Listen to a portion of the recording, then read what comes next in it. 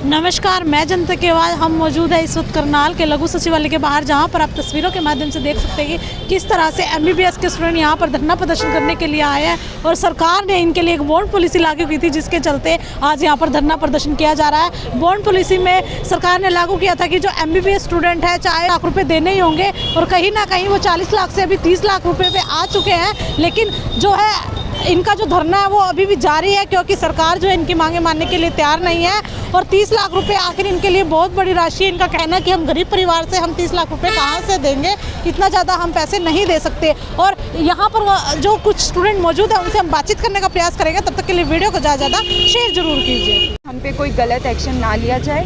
बाकी उन्होंने हमें इनडायरेक्टली यही बोला है कि ठीक है, मतलब वो हमारी ये पूरा हक बनता है धरने पर बैठना, प्रोटेस्ट करना, अपनी इनके साथ राइट्स के खिलाफ लड़ना।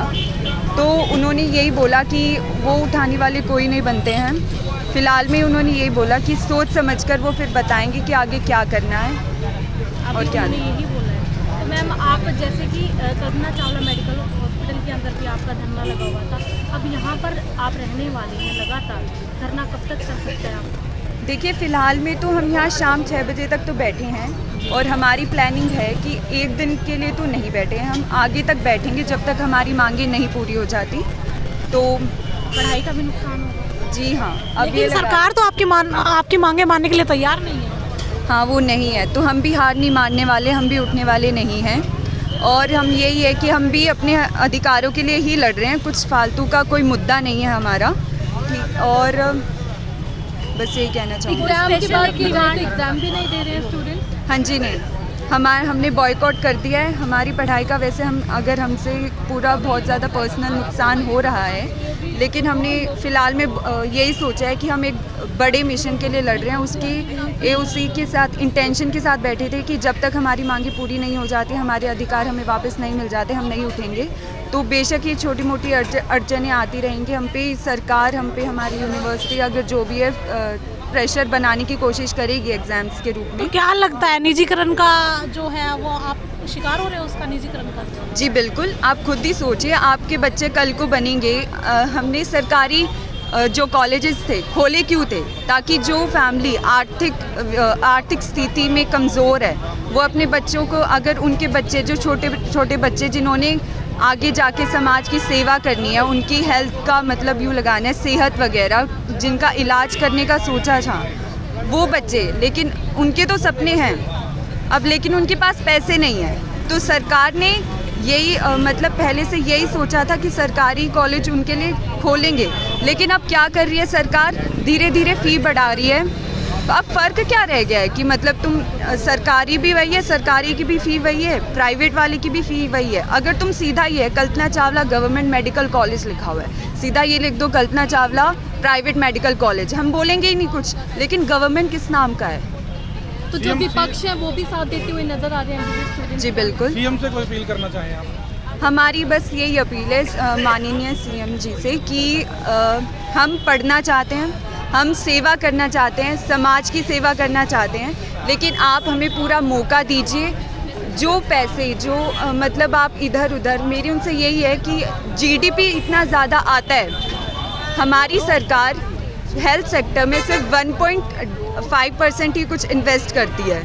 उसका बढ़ा के अगर 5% थोड़ा सा बढ़ा के अगर हेल्थ सेक्टर में करे, तो पता नहीं जो भी इतने दुर्लभ जो इलाके हैं जहाँ पर अभी भी मेडिकल फैसिलिटीज़ इतनी ज़्यादा नहीं हैं, वहाँ लोगों का इलाज, लोग इतनी बीमारी से जूझ रहे हैं, उनको जाके उनको प्रॉपर इलाज मिले, उनकी जो भी है बीमारियाँ ख़त्म हुई।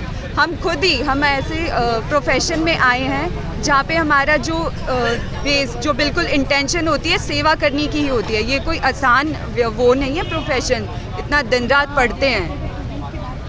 तो यहाँ पर और भी एमबीबीएस के स्टूडेंट, उनसे भी हम बातचीत करने का प्रयास करेंगे। तब तक के लिए वीडियो को ज़्यादा शेयर जरूर कीजिए।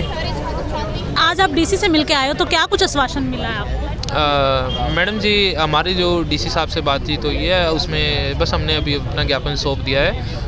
बाकी सरकार की तरफ से जो आएगा हम उसके अनुसार। तो कब तक चलने वाला है ये धरना प्रदर्शन? मैडम वो तो सरकार बता सकती है कब तक चलने वाला है धरना। तो सरकार तो आपकी मांगे मानने के लिए तैयार नहीं है बिल्कुल। मैडम देखिए, सरकार की प्राइम रिस्पॉन्सिबिलिटी होती है कि वो जनता की सेवा के लिए बनी होती है, और हमारा विश्वास है कि मुख्यमंत्री जी हमारी बात को अवश्य ही समझेंगे और मानेंगे। तो कहीं ना कहीं निजीकरण करना चाहती है सरकार आपका? जी देखिए, हमें जो लग रहा है कुछ हिसाब से पॉलिसी है, अकेला हरियाणा राज्य है जो जहाँ पर ऐसा कुछ है कि बैंक का इन्वॉल्वमेंट है, तो ये थोड़ा सा हमें संदेहजनक है। जी। तो क्या लगता है, सरकार 40 लाख से 30 लाख रुपए के ऊपर आ चुकी है, फीस 30 लाख कर दी है, तो इसके ऊपर क्या कम कर पाएंगी सरकार?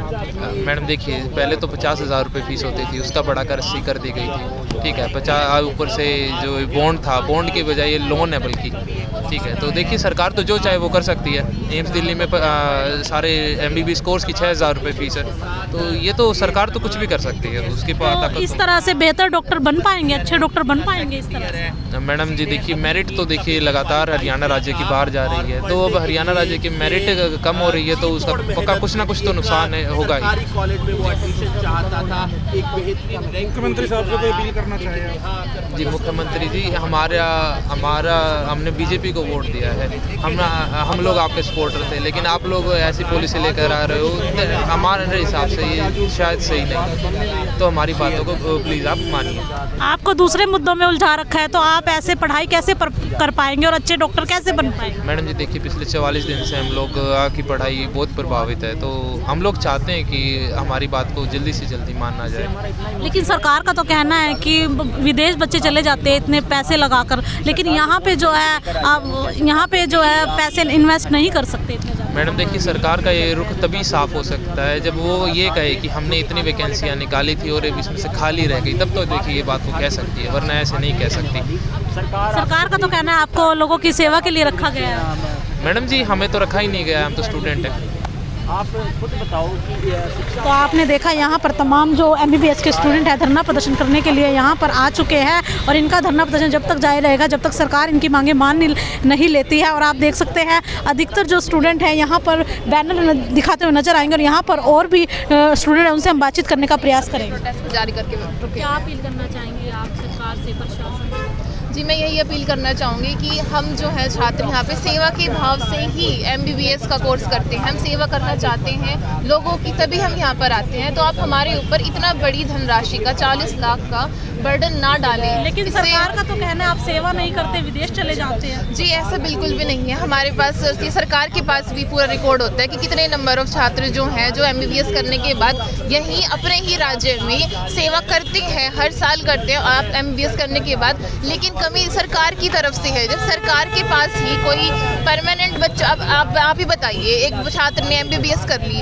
MBBS करने के बाद वो उसको भी अपने परिवार को पालन पोषण करना होता है। तो अगर सरकार उसको कहीं पर किसी भी ग्रामीण क्षेत्र में कहीं भी, हम कहते हैं कहीं भी नौकरी नहीं दे पाई, तो क्या फिर वह छात्र क्या घर पर अनएम्प्लॉयड रहेगा, बेरोजगार रहेगा? तो सरकार की तरफ से किसी तरह की गारंटी नहीं है कि वो हमें एक साल कहीं भी जॉब प्रोवाइड कर सके। तो सरकार की तरफ से कमी है, हमारी तरफ से नहीं है। हम हमेशा से तैयार थे कि हम जो सेवा करेंगे। 40 लाख का जो बॉन्ड पॉलिसी का अमाउंट है उसको तो कम करके 30 लाख कर दिया गया है।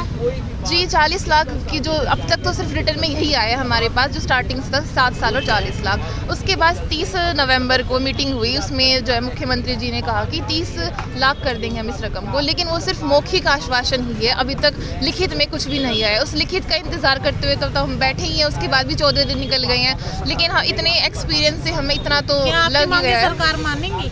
जी, हमें उम्मीद तो है कि उम्मीद पर ही हम अब तक रुके हुए हैं, इतने दिनों तक 44 दिन हो गए हैं, और हमें पूरी कोशिश तो हम करेंगे कि सरकार हमारी बात माने और हम जीत कर यहाँ से उठें। लेकिन आपको इतना टाइम हो चुका है और लगातार सभी मिलकर आप लोग मेहनत करते हुए जरूर नजर आ रहे हैं। जी। तो क्या लगता है कि कितने दिन और आप सरकार मांग नहीं मानेगी? जी, सरकार का रवैया जिस प्रकार का है, हर बार मीटिंग में उन्होंने एक तरह से बहुत ही बुरा रवैया रहा है सरकार का, लेकिन उसके बाद भी हम हिम्मत तो नहीं हारे हैं। लेकिन इस समय में हमने यह ज़रूर देखा कि लोग जो है खुद से आकर हमारे साथ जुड़ रहे हैं। बाकी जितनी भी ऑर्गेनाइजेशंस हैं, एसोसिएशन खुद आती हैं और कहती हैं कि हम आप बच्चों का पूरा सपोर्ट करेंगे। क्या इस तरह से अच्छे डॉक्टर बन पाएंगे? जी आप ही बताइए, अब बच्चे एक तो पढ़ाई कर नहीं पा रहे हैं, एग्ज़ाम को भी बॉयकॉट कर रहे हैं, तो अब हम पढ़ाई पे ध्यान दे नहीं पा रहे हैं, हम हॉस्पिटल में जाके प्रैक्टिस नहीं कर पाते हैं। तो इस प्रकार से इतने बड़े फाइनेंशियल बर्डन के साथ अब बच्चे जब प्रैक्टिस नहीं कर पाएंगे, अच्छे से पढ़ाई नहीं कर पाएंगे, तो फिर हम सेवा भी किस तरह से अच्छे से करेंगे। तो सर सरकार की क्या मंशा है? इस तरह से तो ना तो डॉक्टर अच्छे बन पाएंगे, ना ही जो देश है वो शिक्षित हो पाएगा। वही यही चीज़ तो हम सरकार को समझाना चाहते हैं कि सरकार की तरफ से कमी है इस मेडिकल क्षेत्र में, कि यहाँ पर कमी है सरकार की तरफ से, हमारी तरफ से कोई कमी नहीं है। हम तो शुरुआत से सेवा करना चाह रहे हैं, लेकिन उनके पार्ट की जो कमी है उसको पूरा करे सरकार, उसके बाद लोग और बच्चे तो खुद ही आएंगे आपकी मदद करने के लिए। जी मेरा नाम हिमांशी भारद्वाज है। देख सकते हैं तो आपने देखा यहाँ पर हमने तमाम जो MBBS के उनसे बातचीत करने का प्रयास कराया, और यहाँ पर एक और भी स्टूडेंट उनसे हम बातचीत करने का प्रयास करेंगे। क्या कहना चाहेंगे, जो आज जो सरकार ने बॉन्ड पॉलिसी लगा दी है और आपको 44 दिन हो जाते हैं, तो क्या कहना चाहेंगे? सरकार जो है आपकी मांगे मानने के लिए तैयार नहीं है। जैसा कि प्रदेश की जनता को ज्ञात है कि पूरे राज्य भर में 44 दिन से धरना प्रदर्शन जारी है।